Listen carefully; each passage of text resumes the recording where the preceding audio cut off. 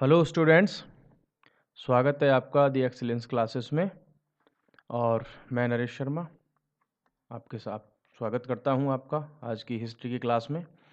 और जैसा कि आपको पता है कि अभी तक 4 क्लासेस हो चुकी हैं पहले से। और उन 4 क्लासेस में हमने देखा था कि जो यूरोप की कंपनीज आई थी भारत में, उनका क्या क्रम था, कौन कौन आया। जैसे पुर्तगीज़ आए, डच आए, और जो है अंग्रेज भी आए, उसमें डेनमार्क वाले भी आए, फ्रांस वाले भी आए। तो हमने कल तक की क्लासेस में ये सब देख लिया था। और अब स्टार्ट होता है कि जो इंडिया के अंदर अंग्रेज़ों का, फ्रांस का, या पूरा जो इंटरनल पॉलिटिक्स है उसमें क्या क्या लेकर के जो चीज़ें हुई, अब हम उसकी शुरुआत करेंगे। और आपसे फिर से रिक्वेस्ट है कि यदि आपको क्लास पसंद आ रही है तो आप प्लीज़ लाइक ज़रूर करें और कमेंट्स करके हमें ये भी बताएं कि आप इसमें और क्या इम्प्रूवमेंट चाहते हैं और आपके क्या क्वेश्चंस हैं। इससे क्या होगा कि हम और इस क्लास को और बेहतर कर पाएंगे। तो प्लीज़ आप अपने कमेंट्स लिख करके हमें ज़रूर बताएं कि आपका क्या फीडबैक है। ओके, तो मैं आपसे उम्मीद करूंगा कि आप अपना फीडबैक ज़रूर देंगे। तो आइए स्टार्ट करते हैं। अब तक हमने देख लिया कि इंडिया में, भारत में जो है फ्रांस एंड तक जो है आ चुके थे यूरोप की कंपनीज में। ठीक है, अब हम बात करेंगे आज कर्नाटक के प्रथम युद्ध की। कर्नाटक के प्रथम युद्ध की अगर हम बात करेंगे तो थोड़ा सा हमें ये पता होना चाहिए कि उस समय क्या कंडीशंस थी। तो देखो, एक तो फ्रांस वाले लोग इस समय पर बड़ी अच्छी कंडीशंस में थे, और एक थे अंग्रेज। इस दौर तक आते आते ये अच्छी कंडीशन में आ चुके थे, और इन्होंने इंडिया में जो राजा वगैरह थे उनके साथ में थोड़ा दोस्ताना संबंध और उनके साथ में ठीक ठाक जो है रिलेशंस वगैरह इन्होंने बनाने शुरू कर दिए। कुल मिलाकर के हम कह सकते हैं कि इन्होंने जो इंटरनल पॉलिटिक्स थी उस एरियाज़ की, इंटरनल पॉलिटिक्स में अपना दखलंदाजी शुरू कर दी। किस बहाने से? कि कुछ दोस्ती वगैरह के हाथ बढ़ा करके। ये क्या करते थे कि होता क्या था, जैसे कि किसी एक राजा में, इस ए नाम के राजा और बी नाम के किंग में जो है कुछ झगड़ा है, तो ये बोल देते ए हम तुम्हारी सहायता करेंगे इसके खिलाफ। ठीक है, तो इस प्रकार से अपनी दोस्ती वगैरह ये पॉलिटिक्स अपनी शुरू करते थे। हालांकि आज हम पहले कर्नाटक युद्ध की बात कर रहे हैं, फर्स्ट बैटल ऑफ कर्नाटक। तो उसमें अगर हम बात करेंगे तो इसमें ये कारण थोड़ा सा दूर की बात है, इसमें ये इन पर भी बात करेंगे। लेकिन अब इसमें थोड़ी सी इन बेसिक पॉइंट्स की हम बात कर लेते हैं कि भाई पहली बात हम ये देख लेते हैं कि ये जो कर्नाटक नाम है, ठीक है, ये किसने दिया? तो यूरोप के ही लोगों ने इस एरिया को दिया। इंडिया का ये वाला जो एरिया है ना, ये, इसमें हम ये वाला जो एरिया देखते हैं, ये जिसको हम कोरोमंडल कॉस्ट बोलते हैं, उस दिन हमने मैप में भी देखा था, ये नाम इन्होंने दिया था। अब हम बात करेंगे कि कर्नाटक का तात्कालिक कारण क्या था, इमीडिएट कॉज क्या था। उसको अगर हम देखें तो उसके पहले हम जरा देख लेते हैं कि ये क्या मतलब उस समय का मैप क्या था। तो देखो, ये आपका है आपका कोरोमंडल कॉस्ट। ठीक है, ये वाला रीजन। और इस वाले रीजन में क्या है कि यहाँ कहीं कहीं फ्रेंच हैं, तो कहीं पर पुर्तगीज हैं, तो कहीं पर अंग्रेज हैं। ये सब कहीं ना कहीं यहाँ पर हैं। ये इसका इस प्रकार का मैप था। ठीक है, उस समय का ये कोरोमंडल कॉस्ट है आपकी। और इस वाले रीजन को वैसे हम वेस्टर्न घाट भी बोलते हैं, यहाँ ऊपर तक। ठीक है, ये घाट से जो है लिखा हुआ है यहाँ पे, ये घाट। ठीक है, तो इसमें स्थिति ये थी। अब हम बात करें इसकी, तो हो क्या रहा था कि ब्रिटेन ब्रिटेन और फ्रांस, ठीक है, इन दोनों में 36 का आंकड़ा था। ये पहले हिंदी में 36 ऐसे बनता था, तो इसलिए 36 का, इसका मुंह इधर और इसका मुंह इधर। इन दोनों में 36 का आंकड़ा था। कहाँ? यूरोप में। ठीक है, अब हुआ क्या, यूरोप में ही एक जगह है ऑस्ट्रिया। ठीक है, ऑस्ट्रिया, इसके उत्तराधिकार को लेकर के यूरोप में चल रहा था युद्ध। ठीक है, यूरोप में युद्ध चल रहा था, बहुत सारे देश इसमें इन्वॉल्व थे। तो इसमें क्या हुआ कि फ्रांस और ये जो ब्रिटेन है, ये दोनों आमने सामने आ गए इस मैटर में। अब जब दोनों वहाँ पर लड़ रहे हैं, ठीक है, दोनों वहाँ पर लड़ रहे हैं यूरोप में, तो भाई इनका यहाँ पर इंडिया में भी लड़ना क्या है, लाजमी है। तो इन्होंने भारत में भी क्या कर दिया, करना शुरू कर दिया, अपना लड़ाई के बहाने ढूंढ लिए।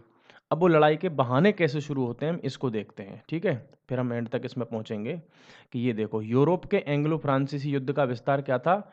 ऑस्ट्रिया में जो उत्तराधिकार को लेकर के युद्ध चल रहा था उसके कारण, जब वहां इनमें लड़ाई हुई तो इन्होंने यहाँ पर भी लड़ाई शुरू कर दी। अब था क्या फ्रांस वालों को पहले से पता था कि इंडिया में हमारी कंडीशन क्या है, कमज़ोर है। तो ये हमेशा क्या कर रहे थे, युद्ध को भारत तक नहीं खींचना चाह रहे थे। ठीक है, क्योंकि भाई इनको पता था भारत में हमारे ज़्यादा सैनिक वगैरह नहीं है, भारत में हम हार जाएंगे। तो ये युद्ध से क्या करना चाह रहे थे, बच रहे थे बार बार। लेकिन अंग्रेज बड़े चतुर। ठीक है, और कोई भी आदमी जब थोड़ा पावरफुल हो जाता है तो कमज़ोर आदमी अगर उसका दुश्मन है, मान लो पहले से कोई दुश्मनी है, तो फिर वो मौका ढूंढता है लड़ने का। तो अंग्रेज यहाँ पर इंडिया में मौका ढूंढ रहे लड़ने का, किनसे, फ्रांस वालों से। तो अंग्रेज़ों का एक जो कमांडर था उनकी नेवी का यहाँ इंडिया में, कर्टिस बेनेट जो था, उसने क्या कर दिया कि फ्रांस वालों को उकसाने के लिए, ठीक है, फ्रांस के जो कुछ जहाज़ वगैरह थे यहाँ पर इंडिया में, जो मीन्स अभी हम पीछे अगर देखें तो इस वाले रीजन में, यहाँ ओशियन वाले रीजन में देखो, यहाँ इस क्षेत्र में जो जहाज़ वगैरह थे उन सब पर क्या किया इन्होंने, यहाँ पर कुछ जहाज़ों पर कब्जा कर लिया। ठीक है, कब्जा कर लिया तो अंग्रेज भी जो है फ्रांस भी कहाँ शांत बैठने वाले थे। तो फ्रांस का जो यहाँ का जो डुप्ले था, डुप्ले फ्रांस वालों का जो गवर्नर था, ठीक है, उसने क्या किया कि मॉरिशस में भी इनकी फ्रांस के लोग थे, वहाँ पर भी उनसे हेल्प मांगी, और मॉरिशस से इनकी सेना आई और इन्होंने क्या कर दिया, फिर मद्रास पर क्या कर दिया, अटैक कर दिया। और मद्रास का गवर्नर कौन था उस समय, मॉर्स, अंग्रेजों की तरफ से। मतलब उस समय मद्रास अंग्रेजों के कब्जे में था। तो बात समझ में आई कि फ्रांस के गवर्नर डुप्ले ने अटैक कर दिया किस पर, मद्रास पर, और सहायता किससे मांग ली, मॉरिशस से। बोला तुम भी आ जाओ यार, यहाँ में दिक्कत हो रही है, आओ भाई, बहुत मार दिया हमको तो बचाओ। तो भैया फ्रांस के लोग जो उसमें थे मॉरिशस में, वो भी आ गए इनकी सहायता के लिए। और सहायता के लिए इस हिसाब से आए कि मद्रास में जो मॉर्स गवर्नर था उसका, अंग्रेजों का, उसको बहुत बुरी तरह से हरा दिया और उसको सरेंडर करवा लिया। और फ्रांस वालों ने क्या कर लिया, मद्रास पर कब्जा कर लिया। मद्रास पर क्या कर लिया, कब्जा। ठीक है, तो अब अंग्रेज तो बिल्कुल असहाय हो गए।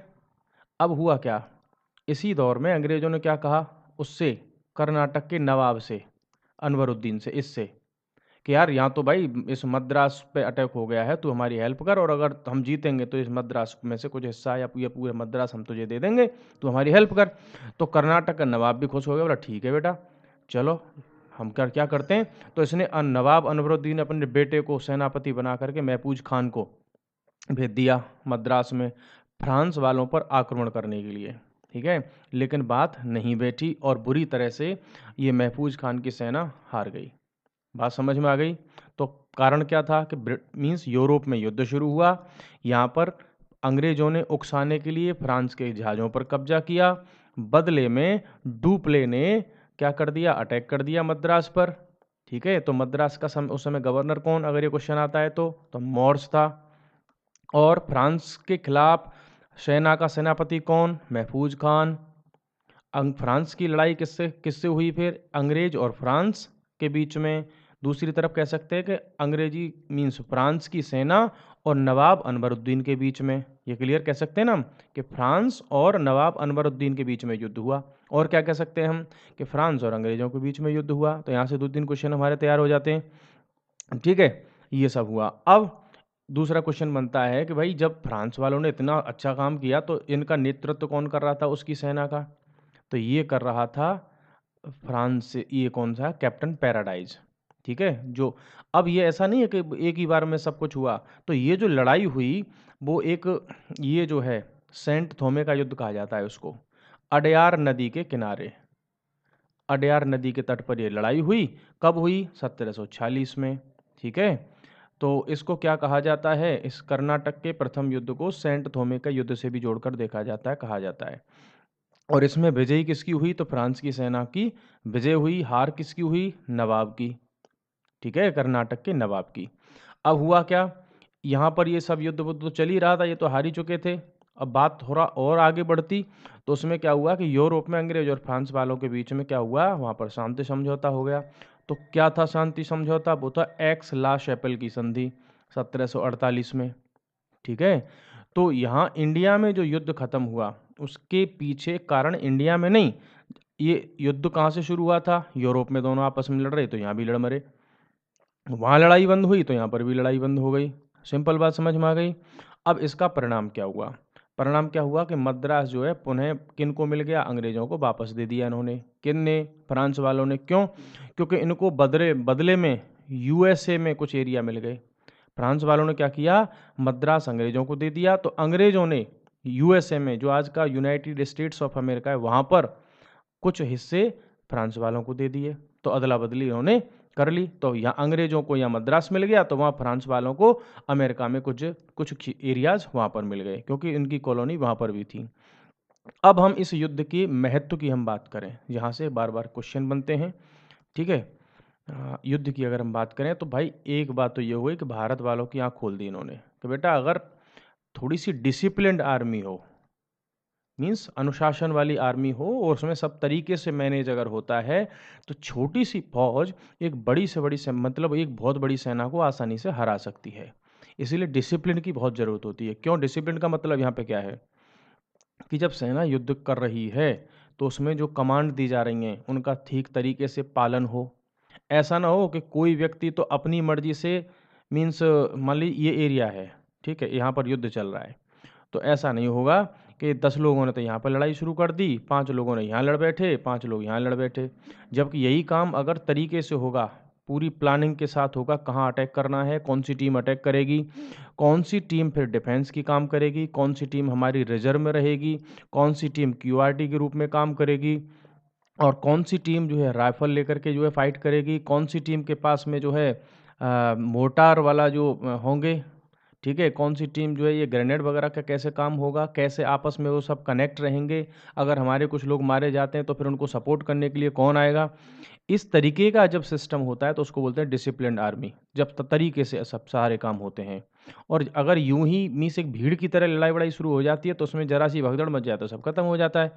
तो भारत की उस समय जो सेनाएं हुआ करती थी उनमें वो वाला डिसिप्लिन नहीं था जो यूरोप की सेना में हुआ करता था। प्रॉपर ड्रिल वगैरह होना, प्रॉपर कमांड के क्या कमांड दी जाएगी तो उसका क्या मतलब होगा वगैरह वगैरह, ये सब उस समय नहीं था। प्लस उस समय एक कारण और ये भी था कि जो सेनाएं हुआ करती थीं, ठीक है, वो रेगुलर आर्मी बहुत कम होती थी किसी किसी के पास ही।